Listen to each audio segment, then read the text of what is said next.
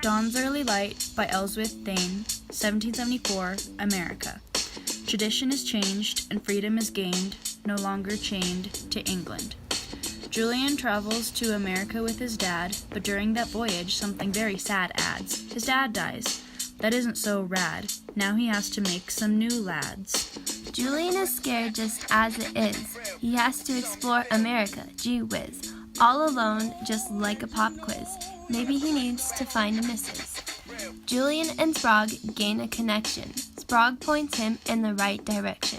With John Sprague by his side, Julian feels protection. Julian gets a front row seat and meets some colonists in a conference. How neat. Jefferson, Washington, P. Henry, and more, some of the leading men of the war.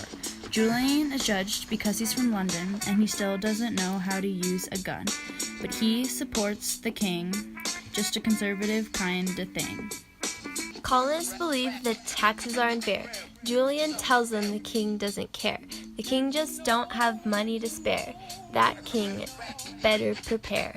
As Julian is living in St. John's house, he experiences and enjoys the lounge. St. John Sprague's slaves were kind and served him, for they were common in the 1700s. Julian had never been treated so well. When he got to America, it was the opposite of hell. So much food, so much smell, so much kindness, it was very swell. Tibby was abused by her dad. He drinks a lot and gets real mad. One night, Tibby is attacked real bad. Julian takes care of her and becomes her comrade. Talk of the war is going round. Some were on the side of the crown. Some just didn't like his background. And some were bound to both sounds. Education wasn't fair. None for women and all for men. Tibby is very aware of this error, so she acts like a boy. What a dare. Julian helps Tibby get an education. Tibby may bring success among this nation. She is smart and intelligent, but most men don't see that. It's all frustration. Julian fights for Tibby. He wants very badly for Tibby to be witty. Tibby shows her talent to Thomas Jefferson, who gives her permission of liberty. Colonists are fighting for their rights. P. Henry once said, "Give me liberty or give me death." First shot in Lexington, on goes the fight. King gets help from outside forces that fight. While the war is happening, back at home, Julian runs into the beautiful Regina. Julian thinks he is in love. He isn't kidding. He is in love with Tibby.